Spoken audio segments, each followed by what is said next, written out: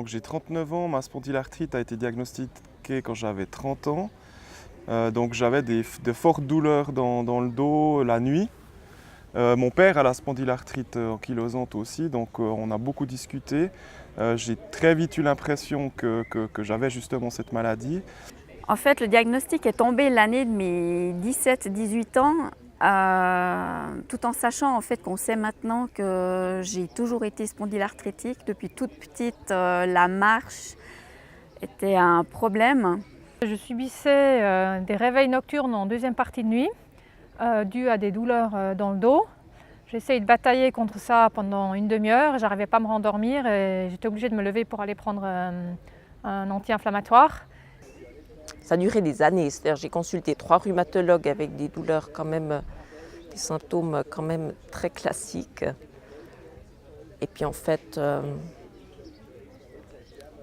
ça a été un petit peu banalisé. Donc finalement ça a été diagnostiqué quand j'ai fait ma première poussée d'uvéite et puis que j'ai un peu revendiqué qu'on fasse une IRM où on m'a dit bon si ça vous rassure, c'était presque si ça vous fait plaisir. On a fait des radios, il a vu aucune trace en fait, et puis pour lui c'était pas ça. Moi j'étais vraiment sûr que c'était ça, les douleurs étaient vraiment que la nuit, absolument pas la journée. Du moment où on se levait et que le mouvement commençait, je me sentais de mieux en mieux. Bon, j'ai toujours eu mal, plus ou moins mal au dos, et c'est vrai que ça fait 8 ans en arrière, je me suis bloqué le dos comme il faut en rentrant de vacances, et puis j'étais voir mon médecin et je lui ai expliqué le cas. Au début, il m'a fait faire de la physio, des massages et tout ça, mais rien ne passait, c'était toujours la même chose. Après, il m'a envoyé voir un rhumatologue, d'où là, on a fait des prises de sang, des IRM, et puis là que ça a été diagnostiqué. Ouais.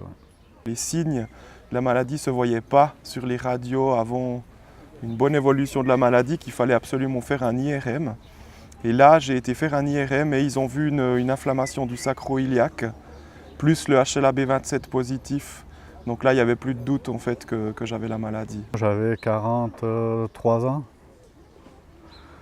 Et c'est vrai qu'au début, c'était pas évident parce que c'était énormément de douleurs. J'avais des grosses érosions puis des gros signes inflammatoires au niveau des 2 sacro-iliaques qui montraient voilà, qu'il y avait une atteinte aiguë et puis qu'il y avait déjà eu des poussées auparavant.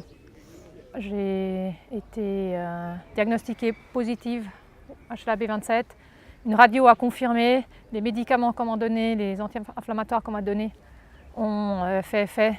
Et c'est comme ça que la maladie a été diagnostiquée. J'avais 34 ans.